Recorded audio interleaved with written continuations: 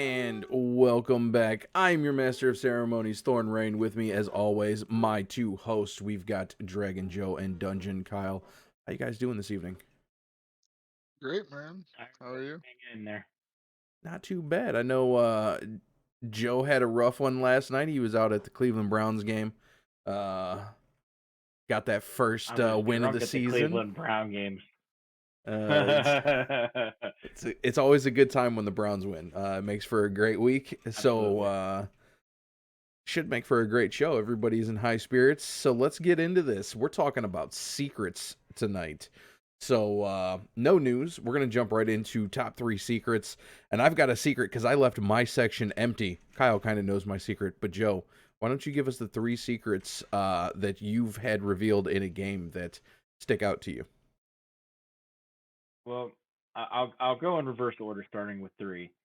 The first one came from Adventurers League, and what happened was is we had this kid that was new to the game, and he's figuring out how to play, and he made the most annoying character ever.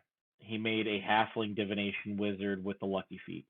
And like these sort of kids, I want to strangle because they see something fun about rolling dice all the time, and I want to strangle them. But he kept talking up about how he would control all the dice rolls and and making his guy real confident. And as soon as we get into the fight, the first thing this guy does is cut and run. It was it was uh, a joke that his whole thing was his his wizard was a complete coward. He talked a big game, and then the, once he showed his true colors, it was boom, like he cast fog cloud and ran away. That was great. And it it was one of those things where like I don't think he intentionally did it, but it's just the way it sort of happened. And sometimes a secret doesn't always like a secret fear or a secret uh, something that happens like that, it's organic. It's not planned, and that's what really happened with him. The second one was from a campaign I DM'd, and what happened was I had a player death, and it was actually my first player death, and I communicated with him. I'm like, there was literally no way to resurrect him because he got melted in the stomach of a Remoraz, and I ended up talking with the player and I was like, "Well, I've got a great intro for you because they're about to meet a skyship, and I want to make you the captain. So build your and I told him I like you could make it any class, any any race, whatever." I said, "How do you feel about being a skyship captain?" He was all for it, and he gave me his as it was like a paragraph of the his backstory of this skyship captain. And in that paragraph, he said that he'll do anything to because he kind of got shanghaied, and he basically put in his backstory that I'll do anything to be free with my skyship. And it inevitably led to him betraying the rest of the party. Like they all jump down and are looking for this thing in the forest, and he tries to stealth off and run away and get back to the skyship first, but ends up they end up basically fighting with the rest. He fights with the rest of the party trying to run away with the skyship, and it was one of those things that the rest of the party was sitting there going, "What is going on?" And I'm like, he put this in his backstory. This is totally expected. He put And this in then his backstory. but it was one of those things that he's like his goal as the skyship captain was to get on that skyship and run away, I mean, and I he Fair. get it. almost got away with it. He If it almost wasn't got for away you with it with meddling kids. his meddling adventurers. Yeah. And then the last one is one of my most is one of the characters I'm still currently playing, Logan, and I put in his backstory that he's he's the type of guy that I said submissive, but I think it was more of he in any sort of social situation with the women, he isn't going to make the first move. The girl's going to kind of have to make the first move, and it turned out to be a very comedic effect because while he's one of those guys that once a girl starts to show interest, he can be led along by her little finger. And the rest of the party hadn't even known about this because of the fact that the rest of the party is all guys. Our DM is a girl, but it's one of those things that it up until that point it hadn't been relevant. And she rolled on a random encounter table, and lo and behold, the random encounter she had was succubi try to seduce members of the party. And Are I'm you like, real? I'm 100% honest. She said it was on her random table. It was one of the like 20 encounters, Gotta roll and the dice. it was one of those things that she initially was like. She initially didn't want to be like all like That having to cliche. role play that, and well, no, she didn't want to. She didn't want to have to be role playing it. Is I think her whole thing because it's like I don't want to try to flirt with you, sort of thing. Totally understandable, but it was one of those things that she ended up like her and the rest of the party ended up cracking up about the whole thing because of the fact that me and another member of the party basically get over and they try to kill us and eat us in the process. And Oh, it was one of those things that okay, we didn't see it coming. And I'll say that she laid some telltale signs, but it was one of those things where that's the way that I play. You got to play the character because that's how he would act. And it ended up being rather comical when I had my armor off and running back to the party screaming in my britches basically. And it was one of those things that I can mention this to any other member of the party and they'll start laughing about it. So what were your big secrets, Kyle? Alright, so I kind of just play my characters straight up usually. So I don't have any like major secrets other than I'm just an asshole when I play a rogue. So I don't play Uh, rogues. But I'm going to go from the secrets that I revealed on my group as a DM. And I'm going to start with the one that surprised me to the point that I had to stop the game and stat out a character that I did not have stats for, but I was role playing with because it was, one of the top baddies entourage. And the party's like, yo, screw you, we're gonna go fight. So it was it was a one shot that I did with a friend group for like a bachelor party, and there was a three-part war faction of a group, and one of them was a dragon ambassador, and he was a very snooty dragon ambassador, and he was kind of a you know what to the party, and they didn't like that, and so they started going. Lo and behold, they did not know he was a dragon ambassador. He was in his polymorph form. He was a human. So they just thought it was a dude, just a snooty like librarian basically talking all this crap. When I had to stop the game, they were like, "Oh crap." I had to stop the game and stat out this character because I'm like, "All right, we're going to actually fight this." So we're gonna fight this. When they did that, the whole time I'm behind the DM screen, statting out this character, I hear them murmuring about what did we do? Did we mess up? Like, oh my god, blah blah blah. And it was great. It was just that little secret of he's an ambassador. You don't know that. They don't know anything. As soon as they go, okay, we come back, boom, drops polymorph, reveals he's a dragon, and they're just like, oh my god, what the. So that one was one that caught me by surprise because I wasn't expecting them to do that. Uh, my other one that I really like is it's honestly just my favorite one.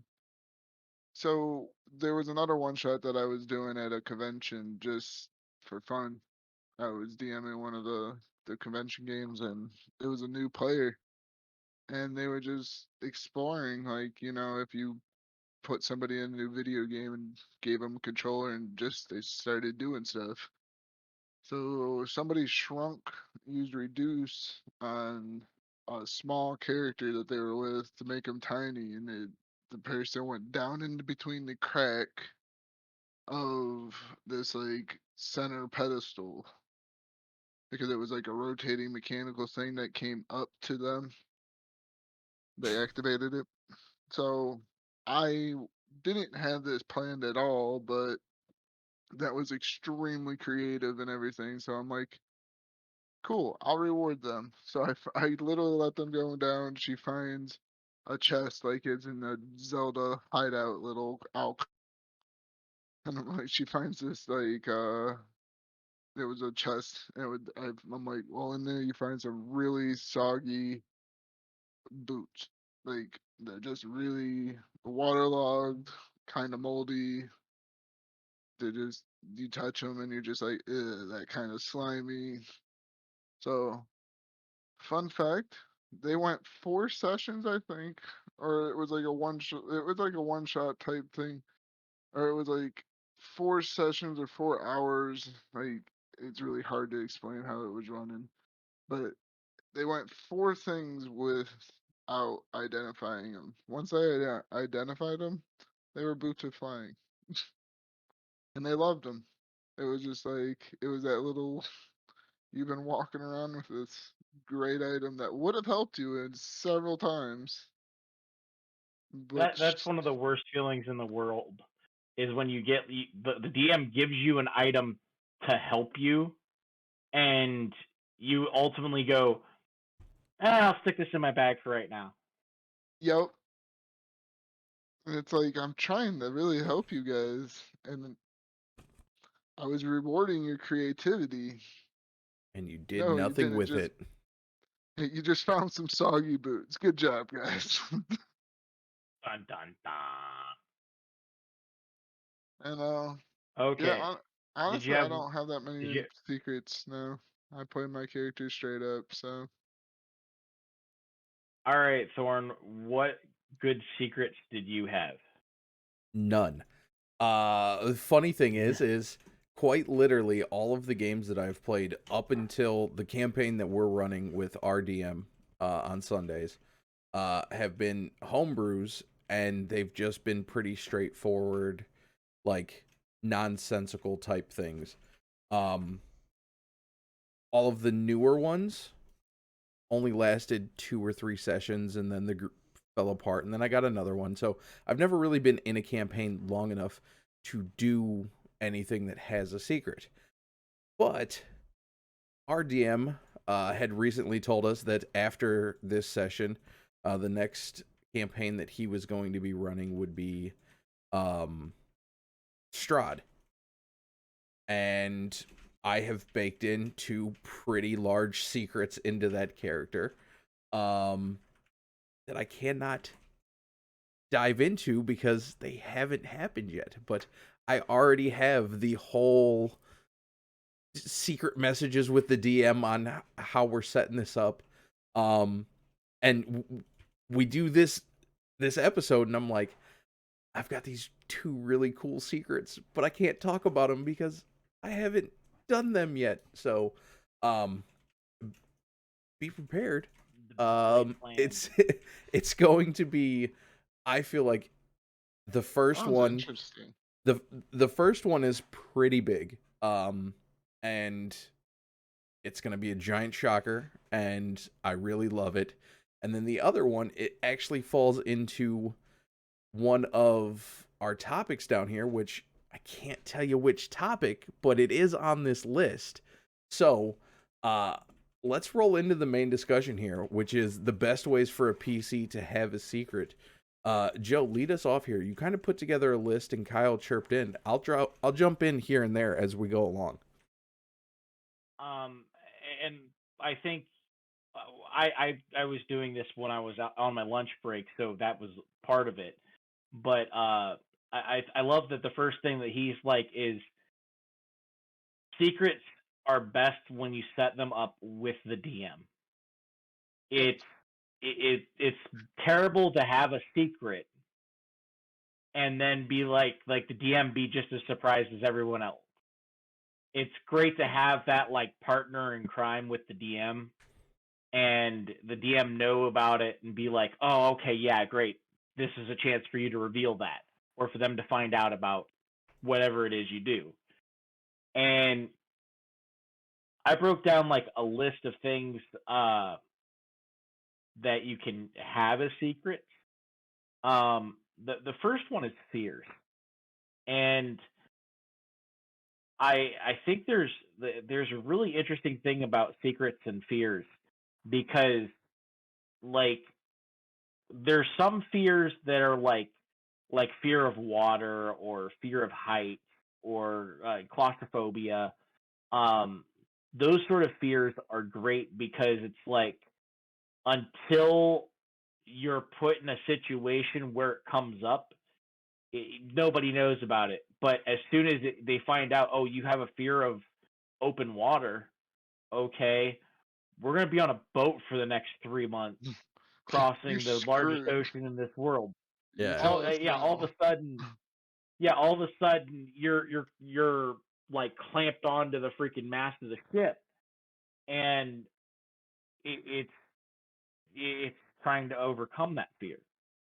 Same thing if you have a like I've always thought it'd be interesting if you had a claustrophobic PC that you then play Out of the Abyss, which is set in the Underdark. And I'm just like, that would be the most epic of like someone in constant fear for their lives because the walls are closing in, and it would only add to the stress and the madness that already is happening. The second thing that I think is really good is if you have something hidden about your identity. Um, I won't say who, but I recently listened to the Critical Role one shot run by Ashley Johnson. That is a like space themed. I don't even know what to call it exactly because it felt like they were using some Call of Cthulhu rules, but it was set in space, and there were like one person was a frog, one person was a you found out one of the characters in the crew was a synth, like an artificial life form.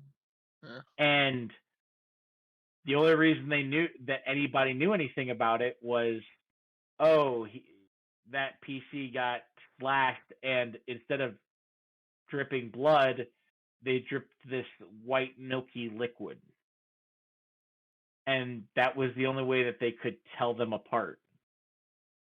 And that was a great thing because all of a sudden it was like, whoa, that's you know Yeah, but like you gotta let your DM know this. Like that kind of goes up absolutely. with And that's um I remember hearing another story where someone was a changeling, but they were trying to pretend to be a halfling, and they didn't the DM knew about it, but the thing was is until there was a point where they were in a fight that they got knocked unconscious, and changelings revert back to their natural form when they're unconscious. Yep. And it was one of those things that all of a sudden this PC is trying to explain themselves that like I wasn't trying to deceive you. I was just like that's who I really feel I am. Blah blah blah. It's a whole identity crisis almost. Um, but is there any other like things that you can think of that's kind of identity ridden like that? That's a great secret to have for a PC. Yeah, anything the lycanthropes, anything that like you're a shifter or you're a genasi or something they can genasi, my bad, wrong one there. But there's a one race I can't remember the name of it. You can look like a human or you can look like something weird that you can choose. So Hmm. it's like, I'm not sure. yeah, you can have you can have those kind of secrets of, like you said, just I'm in fear for my life. I don't like don't fit in here. If people knew who I was, they'd kill me instantly, kind of thing. So I Well, hide as this. that actually leads into another one of the things I have is I called it family or connections, and it's oh I went adventuring and didn't tell these guys that I'm actually a noble prince that I just wanted to get out of the house, you know, and it's like there's at some point you're gonna bump into somebody that knows you or somebody you have to call in a favor so we can get on a ship and go to where we're going, and you have to use those. It's when you're forced to use those connections or to go visit a family member that you were like, dang it, I got to go talk to my dad because he has that sacred sword that we need, something like that. The And it's one of those things that if the DM uses it right, it makes a great plot point and it tells a lot more about your character. the one show that I'm currently listening to, There Will Be Dungeons. That's basically the whole premise behind one of the characters. Uh, Noble blood, like, is part of a rich family sent off to like a boarding school basically, and she secretly sneaks out at night and goes on adventures with a like a monster hunting guild. And I think that the noble blood royal family thing kind of is one of the easiest like secrets to pull off, because it's, hey, I'm just a regular old Joe. And then you go into a city and somebody recognizes the player and it's like, oh, by the way, my parents are rich. Um, Out of all of these secrets, like, fears could be difficult to play because if you give it up, it can be used against you. Hidden identity, again, it's a little bit more trying to keep it a secret. But like the family connections, like it just seems like it's so easy to play into that type of secret that I feel like it's the most well used. Well, the other thing I was going to say is that it doesn't necessarily have to be family. Maybe you're a soldier that got dishonorably discharged, but you still have connections in the king's rank, the king's army, um, or the city watch. Maybe you have a connection with a thieves guild, and because that you're able to talk somebody down like, come on, you little street rat. I'm I was a lieutenant here before I left. You're not gonna stuff like that. So I mean, there's always interesting ways that you can have a connection that isn't like a direct link to your family, but like your background and something like that. Yeah. The other one I have on here is past trauma, and this one's a little bit more tricky because it's it's basically what I like to call hot topic. Like people have those topics that if they talk about certain things, they get like real emotional about, and it might be one of those things. Whenever someone talks about a dragon, dragon killed my mother. I hate dragons. You know, it might be like a The mild whole racism to a race because their family was killed by elves. I don't know. Hmm. be the whole premise a warlock makes a contract on. Right. I mean, you could even that would be another thing is if you're a warlock and you have some old powerful patron and you don't want to tell the rest of the party about your patron or anything, you're like, I just have magical powers. I don't know what you're talking about, a patron. Something like that they have to try to dig and find who is your patron, what do they really want. Do you trade your soul for a D10 cantrip, And like there's a lot of things there that it's that past trauma of like losing a sister or losing a brother, um something that just makes you, it could drive you, it could just raise some sort of emotion in you. And I think those are good because all of a sudden, like the a character suddenly is acting different than they normally would, and they don't give a reason for it, but the DM, kind of knows, oh, this has to do with their past trauma that they haven't shared with the rest of the party yet. All of a sudden, it changes that player's attitude toward the party and the NPCs, and it makes it a lot more interesting.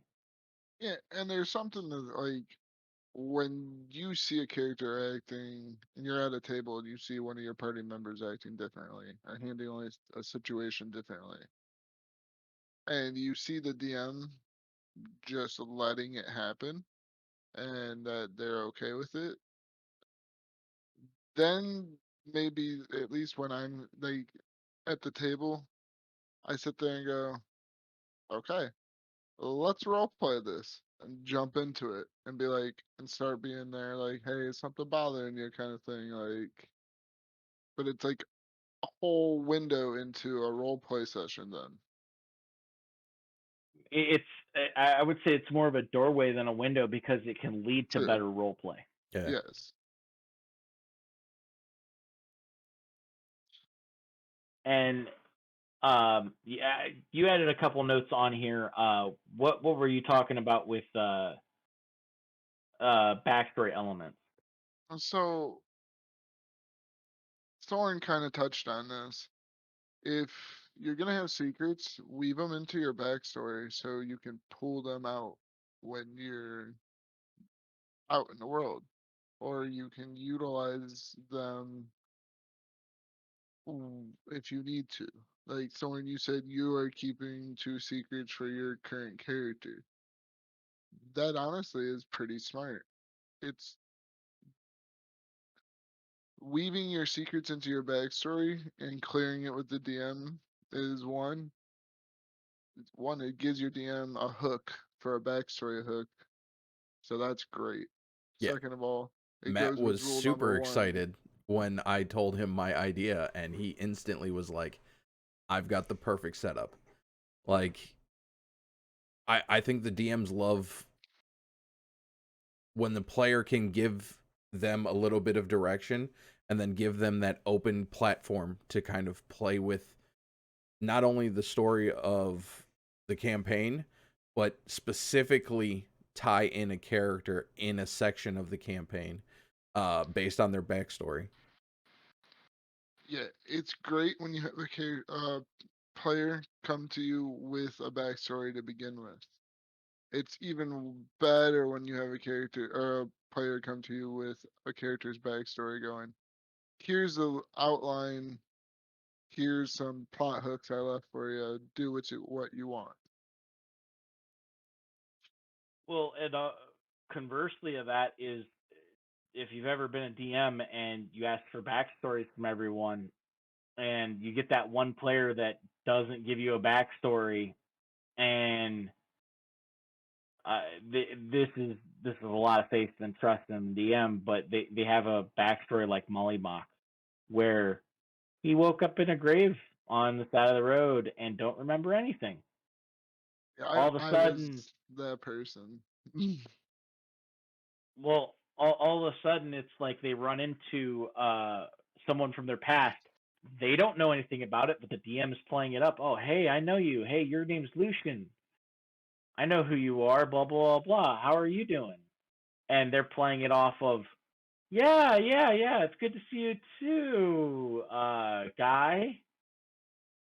And it's all of a sudden you're talking to him and going, we need to get out of here because this guy is going to be bad for business. But Yep. at the same time, it also raises that drama and that, what is going on?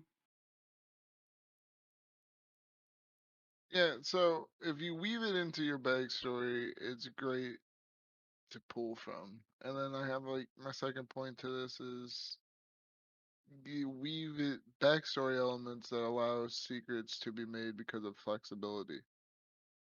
Like be leave your backstory open rather than super strict, and you can you can pull a lot more secrets out of that open backstory you can than a very strict here's what I did. So Absolutely. I'm a more flow with the go with the flow guy. Um, I know the other thing that, and we were talking about this a little bit, is that with secrets, you're able to increase the drama of whatever it is you're doing. You know what I mean? And because of that, it's able to push different things together because of the fact that all of a sudden someone reveals a secret and they're like, "Wait, what do you mean you turn into a werewolf? You know, what do you mean you're actually a changeling? Pretty big You secrets. know, what happens if you go over a cliff? You know, it's all of a sudden you're asking all these questions, and sometimes the players may not have an answer for it, and it's up to the DM to be like, well, make a roll for it. You know, see if they see if she gets stuck down one of the vents. But yeah, I think that's the biggest thing that I could think of is that you have all these different ideas that you're trying to increase drama with. So then you guys set up the encounter of the week. I I was, like I said, I had a long weekend in a drunken haze. Felt like I was in a dwarvish tavern, let's put it that way. Yeah, I'm gonna But let Kyle go Did you? first All right. because his is kind of interesting. Um, Using that monster compendium that he has. Mine's straightforward out of the book. Well, at least Kyle tells me that mine's kind of brutal, but we'll talk Yeah. about that. So Kyle, take us away on yours. All right. Yeah. At quick glance, yours is kind of pretty harsh. And at quick glance, I honestly think I went easy on this one. So we did a level 10 party of 6 boss fight. So I kind of went with a water leviathan monster type thing. It's called the Isad. Can one of you guys pronounce this? I can't. I I'm not I 100% Isanad. is yeah, Isanad? I don't is know. Soned. It's That's the closest I could come up with how to pronounce it. yeah. Isonade. So Yeah, it's a I'm trying to pull it up. gargantuan monstrosity creature. And it can only live in the water. So I would run this with they're doing like a coastal or like an island or even like a boat campaign. So this thing is huge. It has immunities like out the wazoo. And it can do earthquake 3 times a day, control water 3 times a day. It can create storms and tsunamis once a day. This thing is just holy crap, not to mention, it loves to eat you.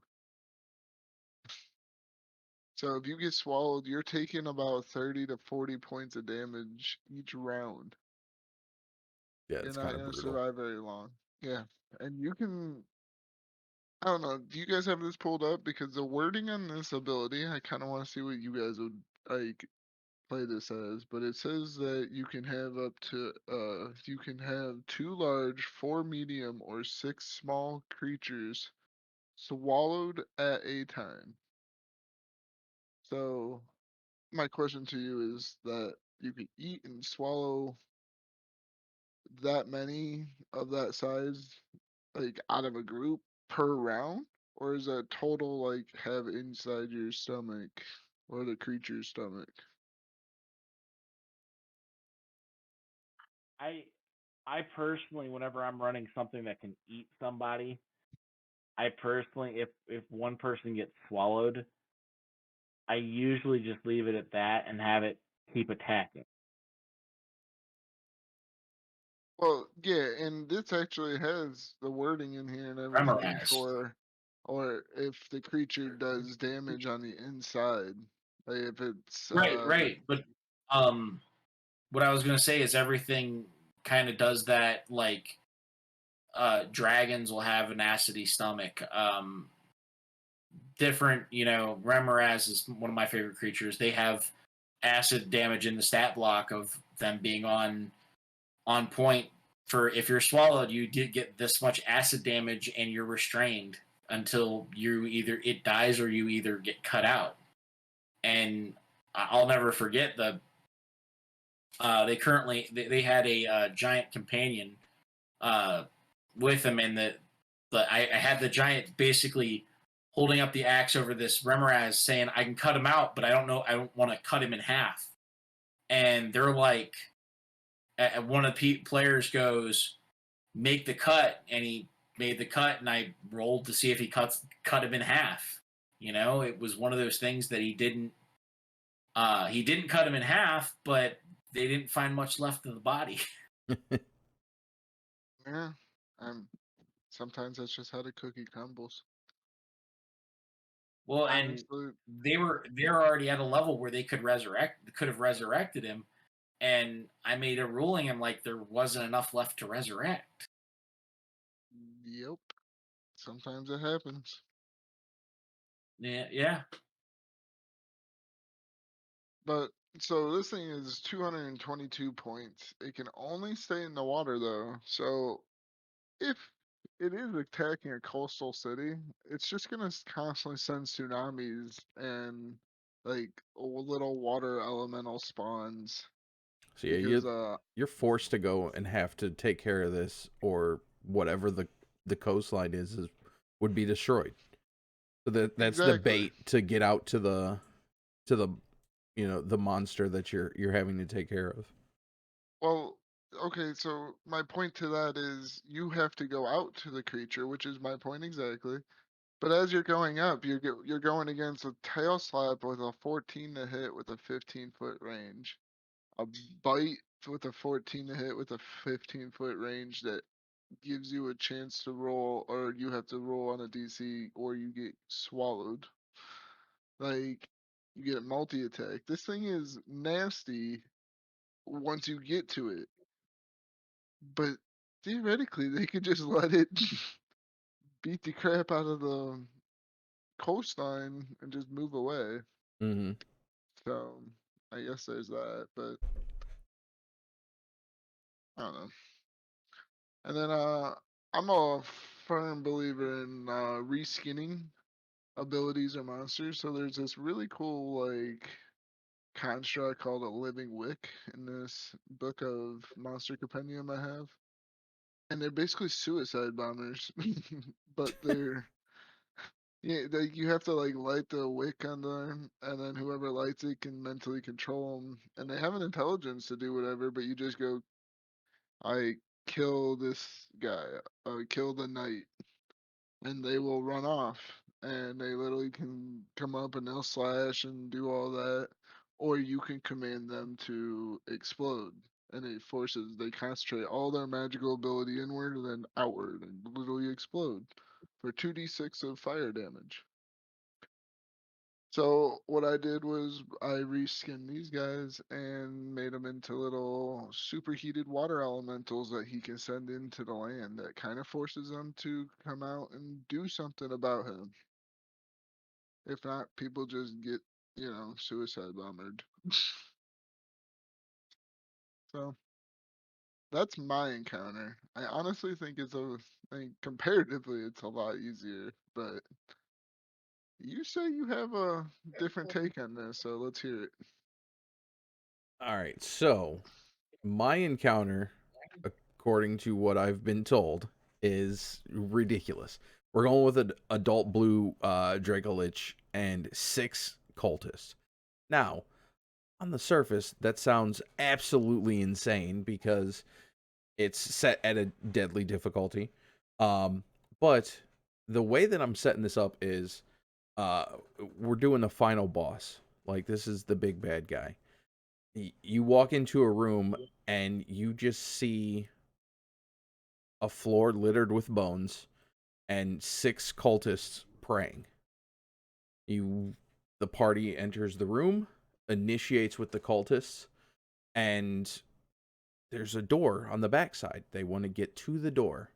They have to go through the cultists. They kill the cultists. The problem being, the blood of the cultists are what activate the adult blue Dracolich. So I you're like not that. That's a good twist. you're not actually fighting the cultists and the Dracolich at the same time. But with a party of 6 level 10s, 6 cultists are going to be very, very easy. It's going to be a very confusing moment for the party. They're like, we're level 10s and it's a room with 6 easy cultists. Like, what's going on? But the second that 6th cultist dies and its blood hits the ground rumbles and up comes this adult blue Dracolich. And I wanted to keep kind of in the vein of the episode. We're talking about secrets. This is a secret encounter. You did not know that the bones on the ground would end up being the true fight of the room. And I mean, I wanted to go big. I didn't want this to be a small encounter, so I mean, the blue Dracolich is a CR 17, armor class of 19. It's got 3 legendary actions that it can take. At the end of another creature's turn, and then it regains these on its turn. So over the course of these 6 players going, these 3 legendary actions can go off. Detect, where they can make a perception check. They can make a tail attack and a wing attack. The wing attack taking 2 actions, but this is something that during each of the players' turns, once this Dracolich comes up, their turns themselves become a danger because now they can be attacked and potentially found out through the detect legendary action on their own turns. I like the idea of it. I'm kind of stealing it from some World of Warcraft bosses that I've played against in many expansions when I was a World of Warcraft player. Burning Crusade. Oh man, I can't even remember the dungeon's name, but it was, you killed 6 cultists, and then from the ground rose this giant demon orc. And that was kind of what I was. I know what you're talking about. I That's don't know what. Ramparts, Hellfire Ramparts. That's what it was. Yes. Um, but this was that was the basis of this.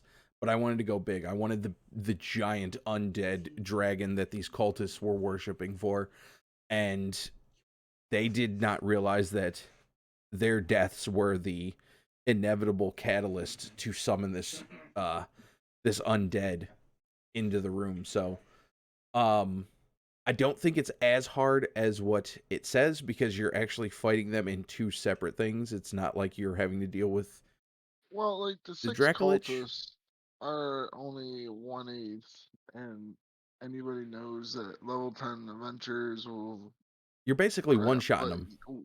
yeah, exactly. A cantrip can one shot them, or Yeah, pretty much one shot them.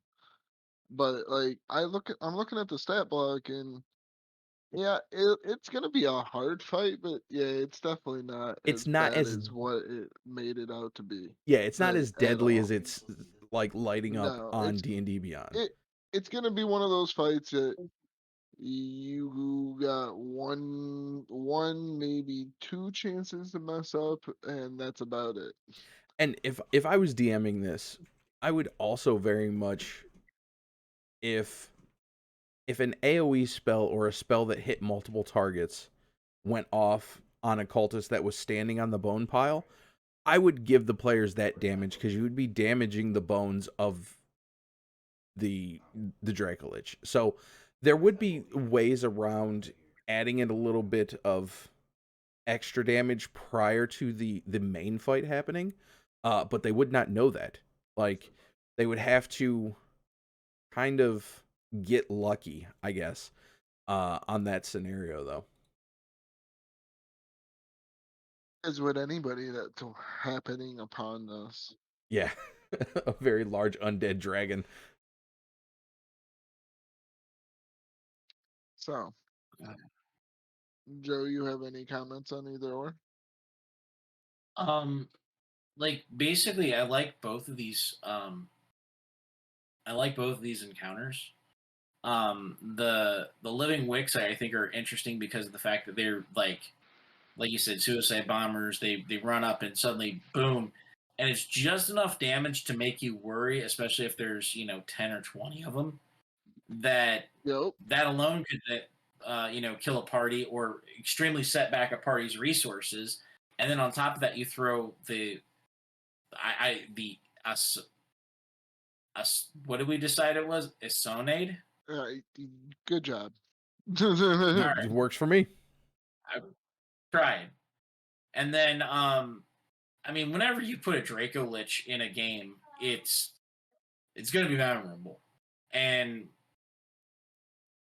especially with something as powerful as that, you'll get to see a paladin shine. You'll get to see a cleric shine because of the fact that their radiant damage. I think that they're weak. The Draco Lich is weak to um radiant damage, right? I am um, looking no, for in I fifth that. am. edition, they didn't really give weaknesses. No, It yeah, it's just, just resistance immunities and condition immunities. They didn't have yeah. a Okay. weakness. But I am looking at this. The DC for his abilities, this Draco Lich's abilities, is quite a bit. Right. Like the lightning breath of the dexterity save of 20. Your frightful peasants is a wisdom save a DC of 18. Like these are pretty high here. Your wing Yeah. attack, your wing attack layer action dexterity saving throw is a 21. Yeah. So This like this would not be an easy you're fight. no, this would be one of those you're not gonna block, so you have to make what little actions you do have count, and Hmm. people will drop. This is definitely a people will drop encounter, but it's definitely doable. This would honestly be kind of fun. especially with 6 For sure. people. Like Hmm. you get 6 on one, I think it would drop quicker than what's kind of expected here. I mean, it's Yeah. got high hit points, but I mean, 6 level 10s, if Exactly. played correctly, could chew Exactly. through this health pool pretty quickly. I was gonna say like the biggest thing that the party's gonna have a problem with is that if they have melee classes, barbarian, fighter, paladin, and this is able to fly.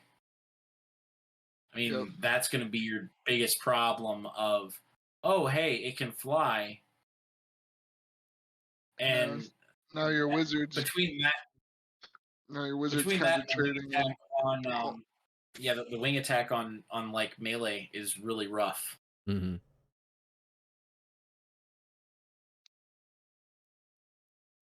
And I true. mean, it's 2d6 plus 7. It's a decent amount, but like it's a survivable amount of damage, but it's one of those things where if you can't counter it and you can't return any damage to kind of keep it 1 for 1, It you're kind adds of in up. a jam. Yeah. Exactly. So Well, did we have anything else? I Or is that a wrap for this week? I think that is everything for this week, and we're coming in right around on time because I'm gonna have to leave here in a matter of minutes to drive and pick someone up. So let's wrap up shop here. Uh, if you're an audio listener, head over to twitch.tv/dragonheads. Hit that follow button. We'll give you a shout out on the show. Hit the subscribe button. We are affiliates. You can do it for free if you have Amazon Prime. You will get the one free subscription a month. Will help out.